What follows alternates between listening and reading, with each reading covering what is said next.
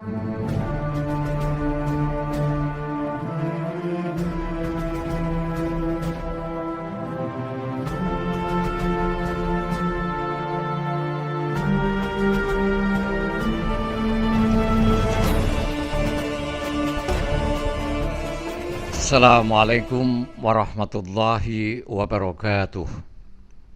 Bismillahirrahmanirrahim. Alhamdulillahirabbil alamin.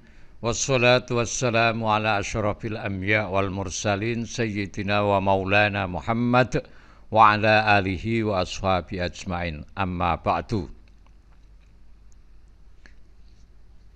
Selamat bertemu kembali dengan saya Muhammad Ajib di channel Kampung Ilmu. Channelnya orang-orang yang tetap istiqomah mencari ilmu. Pada kesempatan ini saya akan meneruskan bahan renungan yang kelima. Kesenangan dunia adalah kesenangan yang menipu. Allah menciptakan surga dan neraka. Kelak surga dan neraka akan diisi oleh manusia dan jin. Di sanalah nanti kita berada. Apakah kita di surga atau di neraka? Ini akan ditentukan melalui proses pengabdian kita kepada Allah yang panjang, yaitu selama hidup kita di dunia. Apakah kita hidup ini taat dan patuh menjalankan perintah-perintah Allah dengan menjalankan syariat-syariatnya, menjalankan aturan hidup yang dibuat oleh Allah, atau kita justru menolak dan memusuhi serta menentangnya. Untuk orang-orang yang taat, bekti kepada Allah, yang patuh, manut diatur syariat Allah, baginya pahala dan surga. Untuk orang-orang yang membangkang, menolak, memusuhi dan menentang syariat Allah, baginya siksaan yang mengerikan di neraka. Neraka menantinya. Pengabdian kepada Allah ini akan berakhir pada waktu kita mati. Karena tidak ada kesempatan pengumpulan pahala lagi setelah kita mati. Seseorang yang berhasil mengumpulkan pahala yang banyak, tempatnya kelak adalah di surga. Sedangkan bagi yang lalai, tidak disangsikan lagi, ia akan berada di tempat sebaliknya, yaitu neraka. Jadi masuk surga adalah merupakan puncak hadiah yang akan diraih oleh manusia.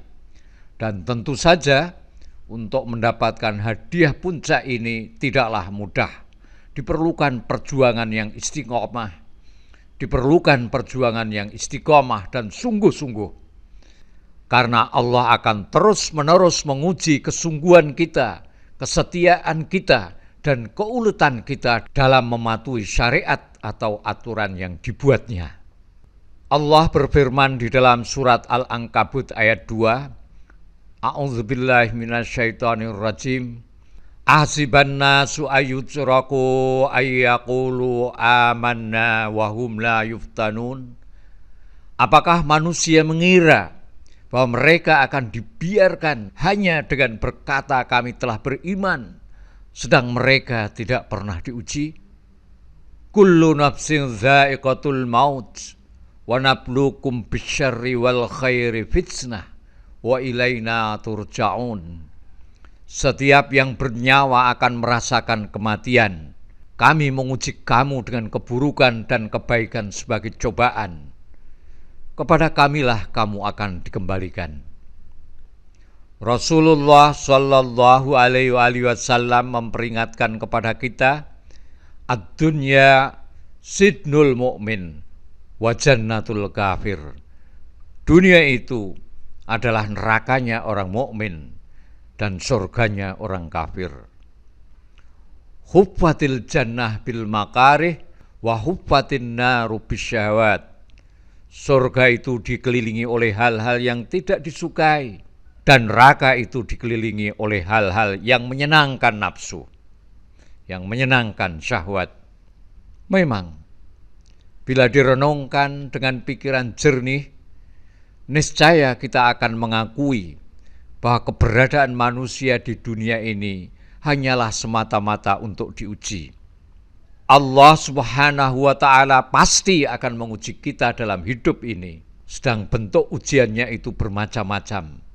Ada yang menyenangkan hati kita dan ada yang hati kita tidak suka. Kenapa Allah tidak langsung saja mengirim kita ke surga? Hal ini tentunya adalah wajar, mengingat hadiahnya pun luar biasa, yaitu hidup abadi dalam kebahagiaan yang sempurna di surga. Ujian terberat bagi kebanyakan orang umumnya adalah yang berkaitan dengan harta atau pangkat. Harta atau pangkat dapat dengan mudah membuat manusia terbius, lupa akan tujuan hidupnya di dunia, yaitu mengabdi kepada Allah, beribadah kepada Allah. Harta yang seharusnya digunakan sebagai sarana untuk meningkatkan ketakwaan dan menjalani hidup sesuai syariat Islam, tapi justru digunakan untuk melanggar aturan Allah, menolak syariat Islam, memusuhi syariat. Inilah harta yang menjerumuskannya dalam neraka. Dalam hal ini Sayyidina Ali karramallahu wajhah berwasiat, hati-hatilah terhadap hartamu, karena ia dapat menjadi bahan utama pelampiasan hawa nafsu. Al-mal maddatus syahwat. Ya Allah, letakkanlah dunia di tangan kami, dan jangan engkau jadikan dunia menetap di hati kami. Ambillah harta yang halal untukmu. Jangan kau lupakan, kau abaikan bagianmu dari harta dunia, tapi letakkanlah harta dunia di tanganmu. Jangan kau masukkan dalam hatimu. Wa'alamu annama amwalukum wa auladukum fitnah wa annallaha indahu ajrun azim. Ketahuilah bahwa hartamu dan anak-anakmu itu hanyalah sebagai ujian, dan sesungguhnya di sisi Allah ada pahala yang besar. Wa qatta'nahum fil ardi umama minhumus salihuna minhum duna dzalik wa balawnahum bil hasanati was sayyiati la'allahum yarji'un. Kami membagi mereka di bumi ini menjadi beberapa golongan. Di antaranya ada orang-orang yang soleh dan ada pula yang tidak. Kami menguji mereka dengan berbagai kebaikan dan keburukan agar mereka kembali pada kebenaran. Sahabat Kampung Ilmu yang berbahagia, untuk dapat mengatasi berbagai macam ujian Allah ini, kita harus mempunyai bekal motivasi yang kuat. Karena hanya dengan motivasi yang kuat akan tercipta semangat yang hebat. Dan dengan semangat yang hebat, segala godaan yang berasal dari nafsu atau setan yang gila pun akan dapat ditaklukkan. Ayat-ayat berikut ini dapat dijadikan sebagai bekal untuk memotivasi diri. Innahu may ya'ti rabbahu mujriman fa innalahu jahannam la yamutu fiha wa la yahya. Sesungguhnya siapa yang datang kepada Tuhannya dalam keadaan berdosa, disediakan baginya neraka jahanam. Dia tidak mati sehingga terhindar dari azab di dalamnya, dan tidak pula hidup dengan layak dan nyaman. Innamal hayatud dunya la'ibu walahu wa in tu'minu wa tattaqu yu'tikum ujurakum wa la yas'alkum amwalakum.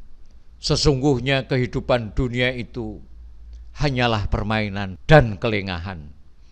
Jika kamu beriman dan bertakwa, Allah akan memberikan pahala kepadamu, dan Dia tidak akan meminta-minta harta-hartamu. Di dalam surat At-Takatsur ayat 1 dan 2 Allah berfirman, Alhaakumut takatsur hatta zurtumul maqabir. Berbangga-bangga dalam memperbanyak dunia telah melalaikanmu. Maksudnya adalah bersaing memperbanyak anak atau anak buah, harta, pengikut, kemuliaan, dan sebagainya telah melalaikan manusia dari ketaatan kepada Allah Subhanahu wa ta'ala. Hatta zurtumul maqabir, sampai kamu masuk ke dalam liang kubur. Selanjutnya At-Taubat ayat 55. Fala tu'jibka amwaluhum wala auladuhum innama yuridullahu liyu'adzibahum biha fil hayatid dunya wa tazhaqa anfusum wa hum kafirun. Oleh karena itu, janganlah harta dan anak-anak mereka membuatmu kagum. Sesungguhnya Allah hendak menyiksa mereka dengan itu dalam kehidupan dunia, dan kelaknya mereka keluar dengan susah payah, sedangkan mereka dalam keadaan kafir. Di dalam surat Al-Hadid ayat 20 Allah berfirman, I'lamu annamal hayatud dunya la'ibu wa lahu wa zinatu wa tafakhurum bainakum wa takatsurum fil amwali wal aulad. Kama sali ghaitsin a'jabal kuffara nabatuhu thumma yahiju fatarahu musfarran thumma yakunu hutama wa fil akhirati 'adzabun syadid wa maghfiratum minallahi wa ridwan wa mal hayatud dunya illa mata'ul ghurur. Ketahuilah bahwa kehidupan dunia itu hanyalah permainan, kelengahan, perhiasan, dan saling bermegah-megahan di antara kamu, serta berlomba-lomba dalam banyaknya harta dan anak keturunan. Perumpamaannya adalah seperti hujan yang tanamannya mengagumkan para petani, lalu mengering, dan kamu lihat menguning, kemudian hancur. Di akhirat ada azab yang keras serta ampunan dari Allah dan keridhoannya. Kehidupan dunia bagi orang-orang yang lengah hanyalah kesenangan yang memperdaya. Wa ma hadhil hayatud dunya illa lahu wa la'ib wa innad daral akhirata lahiyal hayawan law kanu ya'lamun. Kehidupan dunia ini tidak lain hanyalah sendau gurau dan permainan. Sesungguhnya negeri akhirat itulah kehidupan yang sebenarnya seandainya mereka mengetahui. Sahabat kampung ilmu yang berbahagia, memang bila dilihat hanya dari zahirnya, dari permukaannya, dunia ini sangat indah dan mempesona, sehingga tidak heran banyak orang yang tergiur dan terpedaya olehnya. Padahal kalau orang mau menyelam melihat hakikat yang sebenarnya, maka akan nampaklah dunia itu tak lain hanyalah tipuan kosong belaka. Betapa hari ini dibuatnya kita tertawa, terbahak-bahak, terpingkal-pingkal oleh dunia, dan esok hari dibuatnya kita menangis terseduh-seduh. Seorang ahli hikmah berkata, barang siapa yang menyaksikan dunia dengan menggunakan mata batinnya, niscaya ia tidak akan rela menggunakan sebagian besar waktu dan tenaganya hanya semata-mata untuk merengkuh dunia ke dalam genggamannya. Kita harus segera menyadari bahwa dunia hanyalah batu loncatan bagi manusia untuk mencapai akhirat.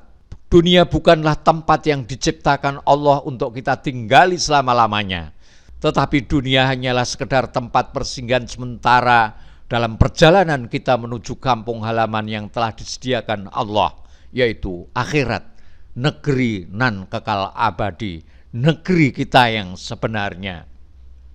Barang siapa bersikap prihatin dalam suatu perjalanan tentunya sangat bijaksana, beruntung dia.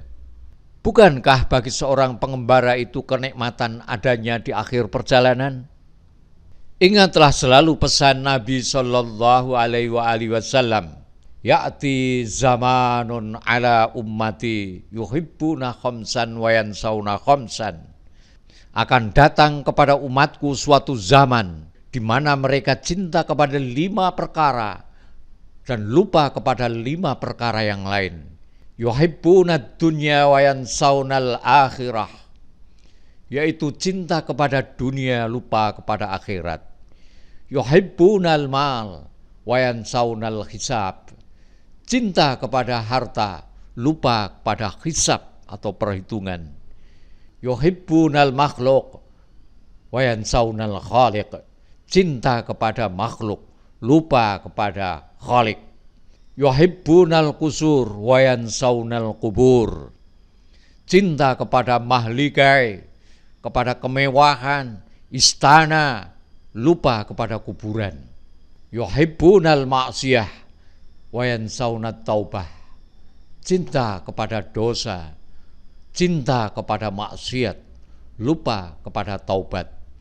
Fa in kanal amru kadzalik ibtalahumullahu bil ghala wal waba wa mautal faj'ah wa jural hukam. Jika keadaan manusia sudah seperti itu, maka Allah akan menurunkan bala berupa harga-harga barang mahal, pagebluk, epidemi atau wabah penyakit menular menyebar kemana-mana, banyak orang mati mendadak, dan negara dikuasai oleh para penguasa zalim, penguasa yang kejam dan diktator. Apakah kita saat ini berada dalam zaman yang seperti ini? Silahkan dinilai sendiri. Menurut Imam Ghazali, kelak manusia ketika menuju akhirat atau negeri keabadian akan melintasi jembatan yang di bawahnya terdapat neraka dengan apinya yang berkobar-kobar menyala. Jembatan ini dikenal dengan sebutan Shiratal Mustaqim. Di dalam melewati Shiratal Mustaqim ini, kelak bakal ada yang melewatinya sak kedeping mata, artinya secepat kerdipan mata. Ada yang secepat kilat, ada juga yang berlalu seperti mega dan mendung berarak dan lain sebagainya. Wa minhum may yamurru katorfil ain, wa minhum may yamurru kal barq, wa minhum may yamurru kas-sahab. Namun di samping itu ada juga yang berjalan biasa atau yang merangkak hingga hangus menjadi arang. Bahkan ada yang tersandung sehingga terjatuh ke dalam dasar neraka. Na'udzubillah min dzalik. Perbedaan cara ini dikarenakan perbedaan sikap hidup selama di dunia, yaitu apakah selalu taat perintah Allah atau sering membangkang pada syariatnya. Shiratal Mustaqim bukanlah jembatan seperti di dunia yang dapat ditempuh dengan kekuatan fisik atau kaki. Tetapi jembatan ini hanya dapat diseberangi dengan kekuatan hati, dengan hati yang salim, dengan hati yang lurus, dengan hati yang ketika di dunia hanya setia dan taat pada syariat Islam, dengan hati yang selalu patuh pada aturan Islam, bukan yang lainnya.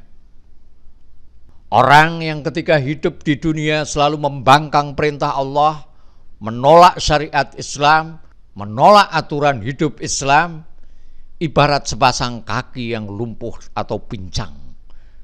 Dia akan terjungkal ke dalam dasar jahanam, tempat orang-orang terkutuk. Sahabat Kampung Ilmu yang berbahagia, berikut ini saya sampaikan ilustrasi sejarah. Pada suatu waktu, Khalifah Sulaiman bin Abdul Malik datang ke Madinah. Beliau ingin bertemu dengan Abu Hazim.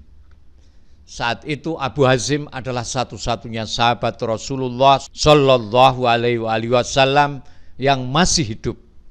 Kepada Abu Hazim, Khalifah menanyakan tentang bagaimana keadaan seseorang pada waktu ia akan meninggal dunia.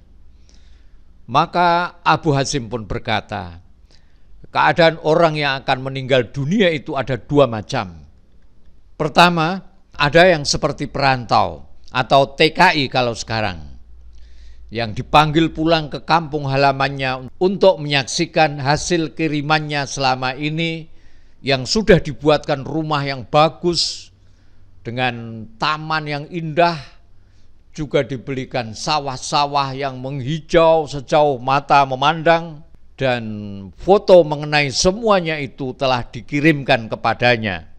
Sebelum dia berangkat kembali pulang ke negeri asalnya, kita dapat bayangkan betapa bahagianya perantau ini, betapa senangnya TKI ini. bagaimana sukacitanya perasaan sang perantau ini. Tentu ia akan segera mempercepat kepulangannya. Apalagi dikabarkan pula kepadanya bahwa kedatangannya nanti akan disambut wanita cantik sebagai istrinya dan juga disambut oleh masyarakat dengan riang gembira sebagai perantau yang berhasil. Adapun keadaan yang kedua adalah seperti seorang penjahat yang lari dari penjara, kemudian dia tertangkap kembali dan ia akan diseret, disiksa, dan dilemparkan dengan lebih kejam ke tempatnya semula. Dapat dibayangkan betapa takut dan ngerinya perasaan orang itu. Mendengar penjelasan Abu Hazim itu, kontan Khalifah menangis. Dia menangis terseduh-seduh sambil berdoa dengan khusyuk. Ya Allah, ya Allah, janganlah Engkau jadikan aku di waktu kembali kepadamu seperti layaknya seorang penjahat yang melarikan diri kemudian tertangkap kembali. Ya Allah, ya Allah, jangan Engkau jadikan aku di waktu kembali kepadamu seperti layaknya seorang penjahat yang melarikan diri kemudian tertangkap kembali. Ya Allah, janganlah Engkau jadikan aku di waktu kembali kepadamu seperti layaknya seorang penjahat yang melarikan diri kemudian tertangkap kembali.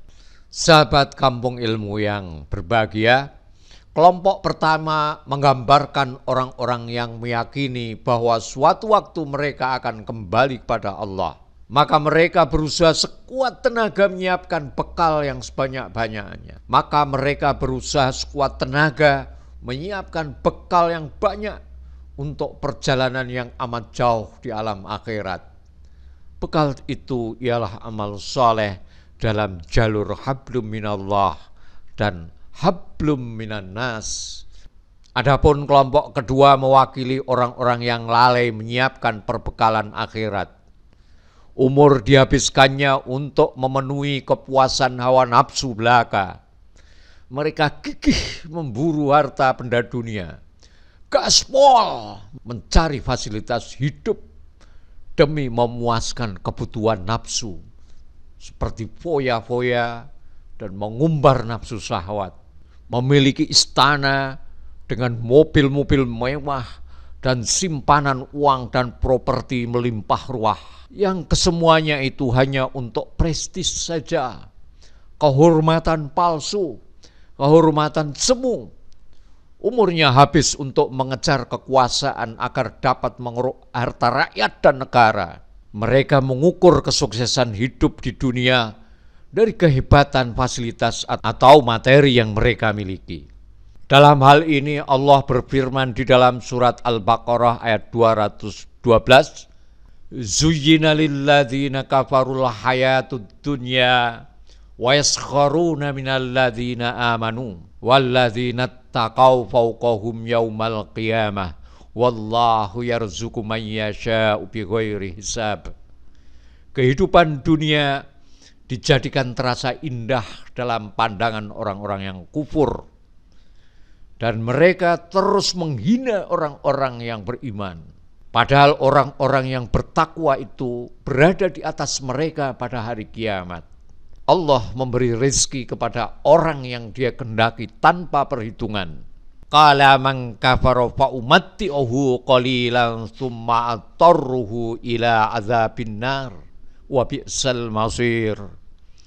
Siapa yang kufur akan aku beri kesenangan sementara, kemudian akan aku paksa dia ke dalam azab neraka.